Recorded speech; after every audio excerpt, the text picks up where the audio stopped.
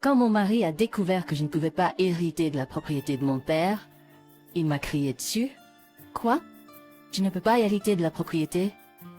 Je n'ai plus besoin de toi. Je veux divorcer tout de suite. Après cela, j'ai pris ma revanche sur mon mari et ma sœur, qui s'est remariée rapidement.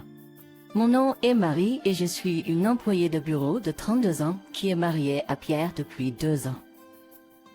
J'ai rencontré Pierre grâce à une introduction d'un parent et nous nous sommes mariés. Ma famille était assez riche, mais comme ma sœur, Jeanne et moi étions les seuls enfants, nos parents s'inquiétaient de trouver un héritier. Alors ils ont présenté Pierre en disant qu'il serait un beau gendre. Bien que mon mari n'ait pas fini par devenir un gendre adopté, il a commencé à vivre avec ma famille dans la maison de mes parents. Ma mère est décédée il y a quelques années, et maintenant mon père, mon mari et moi vivons dans notre maison familiale. Mon mari semble très gentil et traite bien mon père, mais le parent qu'il a présenté m'a mis en garde juste avant notre mariage. Je sais que je t'ai présenté Pierre, mais fais attention. Appelle Amos Savargil. Même si j'étais sur le point de me marier et que nous avions déjà fait la cérémonie de fiançailles, je n'ai pas vu de signe de l'obsession de mon mari pour l'argent, alors nous avons continué et nous nous sommes mariés. Après notre mariage, j'ai gardé un œil sur mon mari à cause des mots du parent, mais il ne semblait pas obsédé par l'argent. Cependant, il semblait curieux de la richesse de mon père, demandant parfois de manière décontractée combien de propriétés nous avions quand il rejoignait mon père pour boire un verre. Comme mon père ne cachait rien, je ne m'en suis pas trop inquiétée. Une autre chose qui intéressait mon mari était ma sœur. Ma sœur a 5 ans de moins que moi, et contrairement à mon calme, elle est vive et active, et a une vie sociale éclatante avec les hommes. Elle ne me ressemble pas du tout, et mon mari a été surpris quand il l'a vue pour la première fois. Ta sœur est tellement différente de toi, Marie, n'est-ce pas?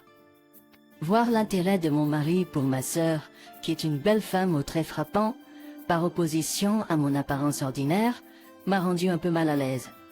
Pourtant, la raison pour laquelle nos parents m'ont présenté à lui était qu'ils s'inquiétaient que je ne me marie pas en raison de mon apparence et de ma personnalité modeste, et qu'il n'y aurait alors personne pour perpétuer notre nom de famille. À l'époque, je pensais qu'il n'y avait pas lieu de s'inquiéter puisque j'avais une belle sœur, mais j'ai ensuite compris pourquoi nos parents étaient préoccupés. Mon père gâtait beaucoup ma sœur, lui permettant d'aller à l'université après le lycée, puis à une école professionnelle après l'obtention de son diplôme. Ma sœur n'avait aucun objectif précis pour aller à l'université ou à l'école professionnelle. Elle ne voulait tout simplement pas travailler, Bess. Ma mère était stricte avec ma sœur, essayant de la persuader de trouver un emploi après l'université, mais mon père a insisté pour l'envoyer à une école professionnelle. Après avoir obtenu son diplôme de l'école professionnelle, ma sœur a trouvé un emploi dans l'entreprise d'un ami de mon père, mais a démissionné au bout de 6 mois. Et j'étais choquée par l'excuse que ma sœur a donnée lorsqu'elle a quitté son emploi. Ma sœur, qui n'avait même pas travaillé pendant 6 mois, agissait comme si elle comprenait déjà tout son travail, laissant ma mère et moi bouche bée. Cependant, mon père semblait croire ma sœur et lui a rapidement trouvé un autre emploi. Quelque temps après avoir commencé son nouvel emploi, ma mère est tombée malade et a été hospitalisée. Pendant que ma mère était à l'hôpital, ma sœur lui rendait visite tous les jours, prenant congé du travail. En fin de compte, elle a également quitté cet emploi et a commencé à dire qu'elle s'occuperait de notre mère malade. S'occuper, cependant, ne signifiait que d'être dans la chambre d'hôpital, discutant avec notre mère ou regardant son smartphone dans la salle d'attente.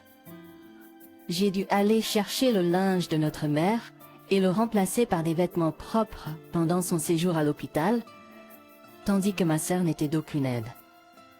Bien que ma mère ait peut-être été heureuse d'avoir quelqu'un avec qui parler, son état s'est tellement détérioré, après environ 1 mois, qu'elle ne pouvait même plus avoir de conversation.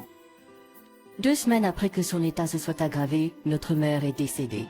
Mon père et ma sœur étaient tellement secoués par la perte soudaine qu'ils n'ont même pas pu se préparer pour les funérailles, alors j'ai dû le faire. Grâce à l'aide de nos proches, nous avons pu dire au revoir à notre mère d'une certaine manière. Après la mort de notre mère, ma sœur a commencé à travailler à temps partiel et à déménager de notre maison familiale pour vivre seule. Comme son revenu à temps partiel n'était pas suffisant pour payer le loyer, notre père couvrait le loyer et les factures. Et il semblait que ma sœur dépensait l'argent qu'elle gagnait pour s'amuser. Lorsque son revenu à temps partiel n'était pas suffisant, elle allait voir notre père et lui demandait une allocation. Lorsque notre mère était en vie, elle était stricte avec ma sœur, donc notre père ne lui donnait pas d'allocation après qu'elle ait commencé à travailler. Mais maintenant, il lui donnait autant qu'elle voulait. Je pensais que ce n'était pas un problème si mon père et ma sœur étaient tous les deux heureux avec cet arrangement. Même après mon mariage et le fait que je vivais avec mon mari dans notre maison familiale, mon père continuait de donner une allocation à ma sœur. Ma sœur ne travaillait que lorsqu'elle en avait envie et vivait de l'argent qu'elle recevait de notre père et de mon mari. Mais son mode de vie insouciant ne dura pas éternellement car notre père tomba malade et dut être hospitalisé. J'ai pris soin de notre père pendant mes pauses de vacances, mais ma sœur ne s'est jamais présentée à l'hôpital. Au lieu de cela, elle a commencé à m'appeler et à me demander de l'argent. J'ai reçu de l'argent de papa chaque mois, donc je veux que tu continues de me le donner. Le loyer et les factures sont tous retirés du compte de papa, après tout. Elle m'a parlé avec colère, mais j'ai été choquée d'apprendre cela pour la première fois. Je me suis mise en colère contre ma sœur, qui ne se souciait que de sa propre vie, au lieu de s'inquiéter pour notre père hospitalisé. J'avais vraiment envie de raccrocher, mais elle semblait être en difficulté. Alors je lui ai demandé combien d'argent notre père lui donnait chaque mois.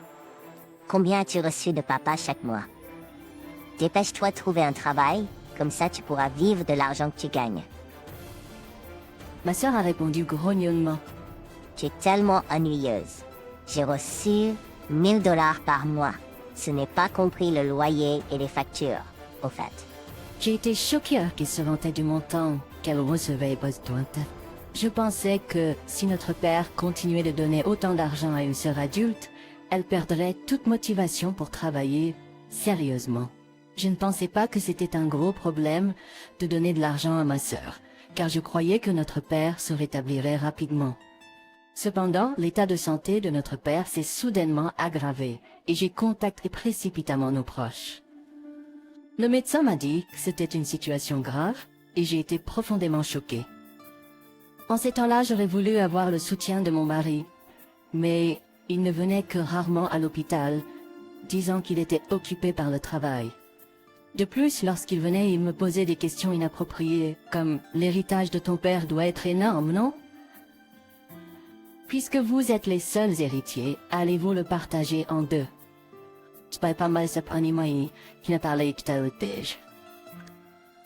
J'ai réalisé ce que les proches voulaient dire quand ils disaient que mon mari était obsédé par l'argent, et j'ai ressenti du dégoût. Lorsque ma sœur a fait un appel, je lui ai expliqué que notre père était dans un état critique, mais elle ne s'est inquiétée que de ses propres finances. Assure-toi de me donner mon allocation mensuelle. Je ne peux pas survivre sans cet argent. L'appel s'est brusquement terminé. J'étais en colère contre la réponse de ma sœur, mais j'étais aussi préoccupée par la voix masculine faible que j'ai entendue de l'autre côté. J'ai reconnu la voix et j'ai eu un mauvais pressentiment. Environ un mois plus tard, mon père est décédé et ni ma sœur ni mon mari ne sont venus pendant ces derniers moments. Ayant vécu les funérailles de ma mère, j'ai réalisé à quel point les préparatifs funéraires pouvaient être lourds. En plus de cela, ni ma sœur ni mon mari n'ont aidé du tout, et ma sœur n'a même pas assisté aux funérailles. Mon mari est bien venu aux funérailles, mais il a disparu immédiatement après, prétendant avoir du travail. Où est ton mari? C'est étrange que le chef des pleureuses soit absent, n'est-ce pas? Tout ce que j'ai pu faire était de forcer un sourire et de répondre. Il semble être occupé avec le travail, donc il est rentré. Le parent a soupiré en entendant mon explication, et j'ai eu l'impression de soupirer aussi. Une fois les funérailles terminées et que j'ai pu reprendre mon souffle, mon mari a su m'a demandé. Alors combien as-tu hérité? Même si tu partages en deux, tu auras beaucoup d'argent, non? Comme les parents nous l'avaient averti avant notre mariage, mon mari semblait ne s'intéresser qu'à l'héritage de mon père. Déçu par la vraie nature de mon mari, je lui ai donné une réponse évasive. Ma sœur obtient $1 milliard et je n'obtiens rien. Nous n'avons pas encore parlé au notaire. Et je n'ai pas eu le temps de traiter mes sentiments depuis que les funérailles viennent de se terminer. En voyant mon mari parler joyeusement de l'héritage, j'ai envie de rire de colère. Croyant mes paroles, mon mari a crié. Quoi? Tu ne peux pas hériter de propriété. Je n'ai plus besoin de toi. Divorçons tout de suite. J'ai ressenti la même chose, alors j'ai rétorqué. Non, Faisons-le. Tu ne m'as épousé que pour l'héritage de ton père de toute façon. Je vais te divorcer. avec cela, j'ai poussé les papiers de divorce préparés devant mon mari. Comme s'il s'y attendait, j'ai sorti les papiers de divorce, ce qui l'a surpris un peu, mais il les a signés quand même. Après avoir signé les papiers de divorce, mon mari a quitté la maison en disant « je vais te divorcer », qui n'obtient aucun héritage et épouse ta sœur pour obtenir le $1 milliard. Je m'en fichais et je suis immédiatement allée à la mairie pour soumettre les papiers de divorce. J'ai pu quitter mon terrible mât. Mon ex-mari a soumis son acte de mariage avec ma sœur dès le lendemain. Quelques jours tard, Pas toujours en croyant cette histoire, il a crié « Quand allez-vous commencer les procédures d'héritage ?» Donnez à Jeanne son $1 milliard déjà. J'attendais que mon ex me contacte. Je ne voulais pas le contacter après qu'il ait quitté notre maison. J'ai répondu à mon ex-mari d'un ton professionnel. Discutons chez moi ce dimanche. Je me prépare pour la procédure et j'attends votre arrivée. Mon ex-mari était ravi à l'idée de recevoir un héritage et a raccroché, mais j'étais impatiente de voir sa réaction quand il découvrirait la vérité. Pendant le week-end, mon ex-mari et ma sœur Jeanne sont venus chez nos parents et tous les deux ont été surpris que j'ai appelé un avocat. Cependant, Pierre semblait s'être convaincu et a dit « Je suppose qu'on a besoin d'un avocat quand on hérite d'une grosse somme d'argent. » Alors l'avocat, avec un air perplexe, a commencé à parler à Pierre. Il y a une question d'héritage, mais avant cela, il y a une demande de compensation de la part de Marie, votre ex-femme, envers vous, Pierre. Il a montré à Pierre plusieurs photos. Sur ces photos, Pierre sortait de chez Jeanne et la date était clairement écrite. L'avocat a continué à parler à Pierre. Puisqu'il s'agit de photos prouvant l'infidélité avant le divorce, vous devez payer une compensation. Quand j'ai entendu Pierre parler de l'héritage au téléphone avec Jeanne, j'ai immédiatement demandé à l'avocat d'enquêter sur l'infidélité de Pierre. Pour enquêter sur l'infidélité de Pierre. Peut-être qu'il pensait que j'étais trop occupée avec les funérailles de mon père. Mais Pierre et Jeanne se sont rencontrés chez Jeanne presque tous les jours. Et grâce à cela, j'ai pu obtenir de nombreuses photos comme preuve. La conversation sur l'héritage s'est transformée en une conversation sur la compensation. Et Jeanne et Pierre étaient sans voix. Mais Pierre s'est vite repris et a rétorqué. Comparé aux 100 millions d'héritage, la compensation n'est qu'une petite somme. Je la paierai tout de suite. Quand l'avocat lui a remis les documents de compensation, il les a facilement. Après avoir confirmé cela, j'ai dit à Pierre, « Je m'assurerai que vous payez la compensation puisque vous l'avez signée. Mais soyez heureux avec Jeanne, qui n'a aucun héritage. » Au moment où Jeanne a entendu qu'elle n'avait aucun héritage, elle a crié « Comment ça, mon héritage est nul ?» Je suis censé avoir 100 millions. Le visage de Pierre est devenu rouge et il s'est mis en colère, disant « Il n'y a aucune chance que mon héritage soit nul. Je ne vous laisserai pas tout prendre pour vous. » L'avocat a calmement commencé à expliquer à ce couple en colère. Jeanne est la fille de votre défunte mère d'un précédent mariage, et comme elle n'a pas été légalement adoptée par votre défunt père, il n'y a pas de lien de parenté légal. J'ai également dit à Jeanne, qui semblait confuse, « Je ne pense pas que vous vous en souveniez car vous n'aviez qu'1 an lorsque nos parents se sont remariés, mais je m'en souviens clairement. J'avais 6 ans lorsque nos parents se sont remariés, et je me souviens d'avoir été heureuse d'avoir soudainement une sœur. Je n'aurais jamais pensé qu'une telle sœur me volerait mon mari. Nos parents avaient chacun un enfant lorsqu'ils se sont remariés, et ma mère, qui était soupçonnée par les proches d'avoir épousé mon père riche pour son argent, a refusé de faire adopter légalement Jeanne par lui. La raison pour laquelle les proches continuaient de me redemander des propositions de mariage était qu'ils savaient que j'étais la seule à pouvoir hériter de l'argent de mon père.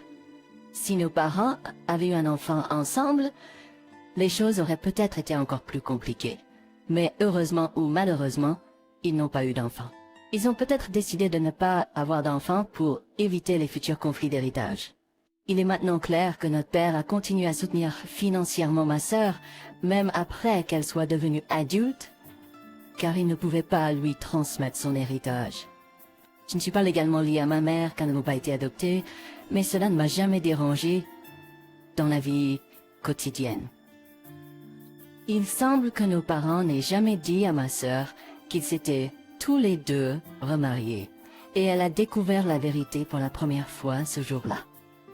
Le visage de mon ex-mari est passé du rouge au pâle dès qu'il a réalisé la situation. Il a signé les documents et a même été invité à payer des dommages et intérêts lorsqu'il n'a pas pu obtenir l'héritage qu'il attendait de ma sœur. Avec un visage bleu, mon ex-mari m'a demandé « Est-ce que ce que tu as dit à propos de ma sœur recevant 10 milliards et moi ne recevant rien était un mensonge ?» En retenant mon rire, j'ai répondu « Bien sûr que c'était un mensonge. C'était pour te faire payer d'avoir trompé derrière mon dos. » De plus, il n'y a aucune chance que l'héritage de papa valait 10 millions de dollars. Même notre père riche n'avait pas un héritage de 10 millions de dollars. Ma sœur, qui était silencieuse jusqu'à présent, a soudainement crié « J'ai fait beaucoup d'achats en comptant sur l'héritage de papa. Que va-t-il arriver à l'argent qu'il me donnait? Que tu vas payer pour moi, grande sœur ?» J'ai répondu à ma sœur effrayée. Tu as un mari fiable maintenant, donc tu n'en as plus besoin, n'est-ce pas? Laisse Pierre te soutenir. Ma sœur a regardé mon ex-mari Paul, mais il a secoué la tête. J'ai aussi fait divers achats en m'attendant à l'héritage, donc je n'ai pas les moyens de te soutenir. De plus, je dois payer des dommages, donc je me débrouille à peine moi-même. Après avoir dit cela, mon ex-mari s'est soudainement agenouillé devant moi et a commencé à s'excuser. « Marie, je suis désolée, c'était de ma faute. Est-ce que tu me pardonneras et me reprendras ?» L'avocat qui regardait a ri en faisant ses bagages pour partir. Son attitude arrogante d'avant avait disparu et il avait l'air ridicule à genoux. Après la discussion, mon ex-mari et ma sœur sont partis la tête basse et ils ont bientôt divorcé. Pour mon ex-mari, qui s'était remarié dans l'intention d'hériter des biens de ma sœur, il n'était plus intéressé par elle quand elle n'a pas reçu l'héritage. Il m'a dit qu'il ne pouvait pas s'occuper de ma sœur car il devait me payer des dommages. Comme mon ex-mari n'avait pas de propriété, nous avons convenu qu'il paierait les dommages et les mensualités sur son salaire mensuel. L'avocat a conseillé que de cette façon, je ne manquerais de rien. Ma sœur, maintenant, sans le soutien de notre père, travaillait à temps partiel tous les jours, mais elle n'a pas pu rembourser ses dettes et a fini par déclarer faillite. Elle a finalement dû quitter son appartement et personne ne sait où elle est allée.